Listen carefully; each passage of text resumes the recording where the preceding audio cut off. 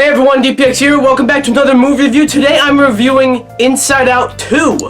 Now before we get started, you know what to do. Be sure to subscribe and hit the bell, leave a comment, or I will expose exactly what goes on inside your head. So, point of reference, I guess. I saw Inside Out 1, like, when it came out, basically. It was like 9 years ago. It was like when I started making YouTube videos. I wasn't reviewing movies yet, so I never reviewed Inside Out 1, but I loved it when it came out, you know? It was just so unique, just showing, like, just kind of personifying the emotions and them controlling Riley, I thought was so unique. And, you know, Pixar, it seems like whenever they do a sequel, it's a safe bet. When they announced Inside Out 2, I thought that, but then I also thought, well, Inside Out 1, if you remember at the end, that actually teased a sequel. And it's about someone's emotions, and their emotions change a lot when they grow up. Perfect material for a sequel. But I was a little worried because it was 9 years later, so I was a little worried it was just going to be very safe. But I'm happy to say that Inside Out 2 is really damn good. In fact, this isn't the best Pixar movie. It's not even better than the first Inside Out, but I think this represents Pixar at their finest, if you know what I mean. Like, this isn't Pixar's finest, but this is what Pixar at their best do. You know what I mean? Like, recently, they've kind of been in a bit of a lull, I feel, you know. I didn't hate, I liked Elemental, I liked Turning Red, I liked Luca, I really liked Soul. Lightyear was in there somewhere, but, you know, that movie's not that good. But, like, all those other movies I just named, I liked them, but they weren't, like, that impactful. They weren't that memorable. Not that they were forgettable, but they weren't as memorable. People don't really talk about them anymore. And, you know, it might have something to do with the fact that a good chunk of those were released on Disney+, diminishing their value. But this is Pixar's best movie in a very long time.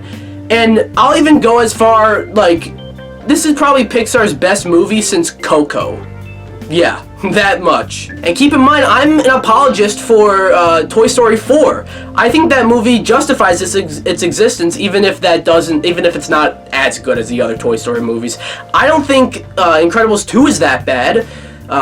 Again, not as good as the first movie, but this Inside Out 2 is the best Pixar movie since Coco.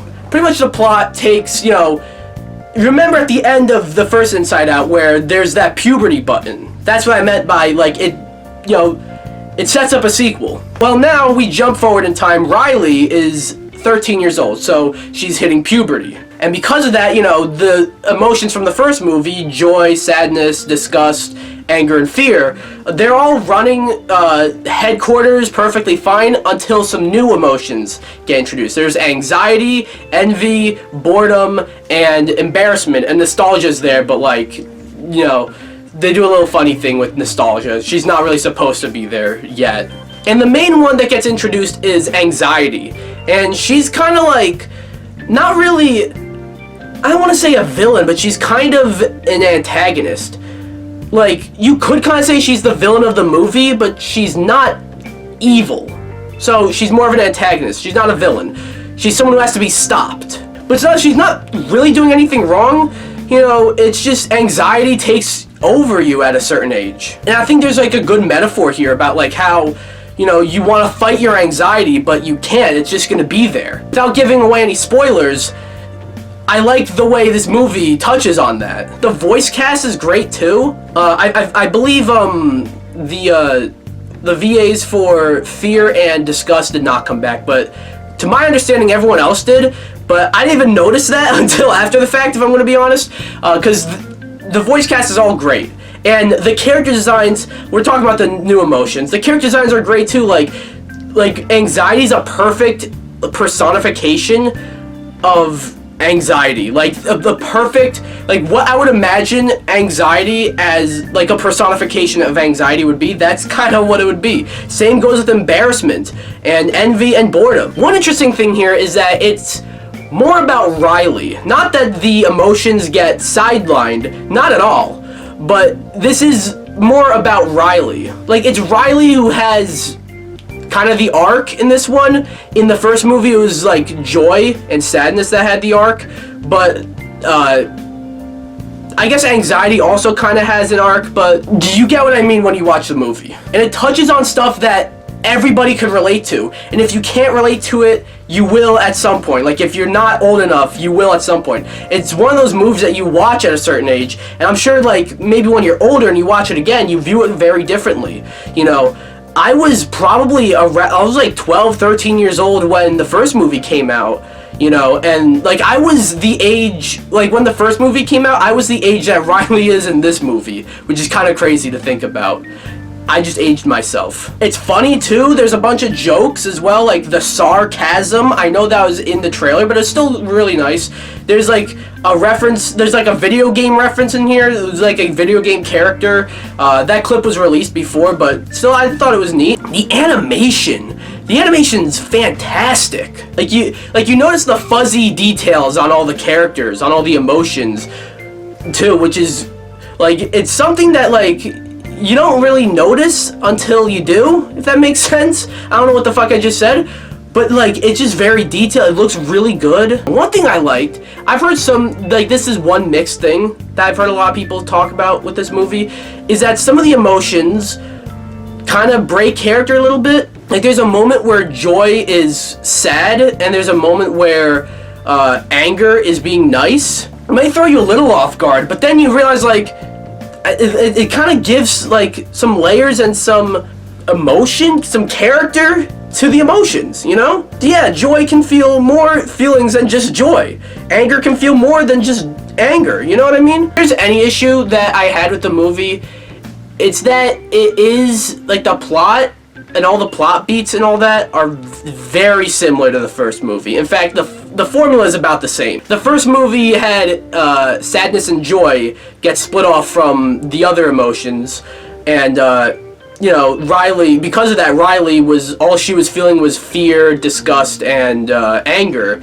But then, like, the joy and sadness had to come back, and they decided, like, Riley has to feel sadness. Similar thing happens here, but instead, it's the original 5 emotions from the first movie gets split off from the new emotions. So now, all Riley feels is, like, mostly anxiety, because anxiety has taken over. It is very similar. Like, the old emotions that get split off, they go travel different parts of Riley's mind. You know, it kind of tackles a lot of the same story beats as the first one, but it's not entirely a bad thing, because the first one worked, and I think doing it again works again, because again you can have the story potential because Riley got older, so now the emotions are dealing with an older Riley, if that makes sense. I also said that I liked the way they used anxiety, but I really liked embarrassment. And it's crazy because he has